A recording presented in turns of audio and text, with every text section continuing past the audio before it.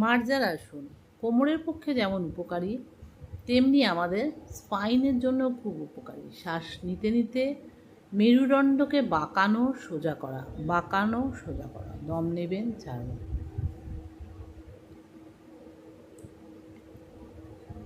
ধীরে ধীরে করুন, ভালোভাবে করুন, সুন্দর করে করুন। এক পা উঁচু করুন, নামান। আবার শ্বাস নিয়ে অন্য পা উঁচু করবেন।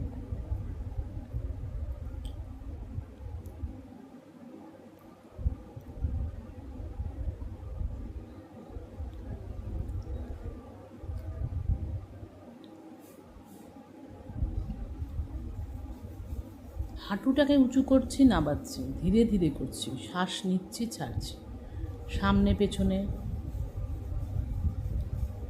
হাঁটুতে খুব ব্যথা যাদের, তারা কিন্তু বিছানার ওপর বা নরম গদির ওপর করুন, চেষ্টা করুন করার। এতে হাঁটুতে একটু চাপ পড়ে বটে, কিন্তু উপকার হয় পরে। ধীরে ধীরে করবেন, শ্বাস নেবেন, ছাড়বেন, যতটা সম্ভব ধীরে ধীরে করবেন।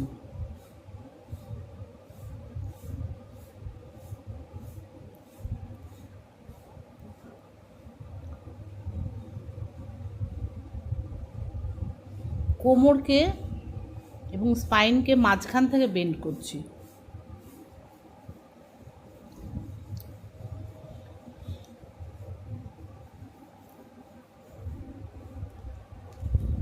ধীরে ধীরে করবেন। সব রকম এক্সারসাইজ আপনারা করতে পারবেন, সময় নিয়ে ধীরে ধীরে করবেন। শ্বাসটা তার সঙ্গে অবশ্যই করবেন, এক্সারসাইজ করার সঙ্গে সঙ্গে শ্বাস নেবেন, ছাড়বেন। সামনের পোর্শনকে নিচু করছি, কোমর নিচু হচ্ছে, স্পাইন নিচু হচ্ছে।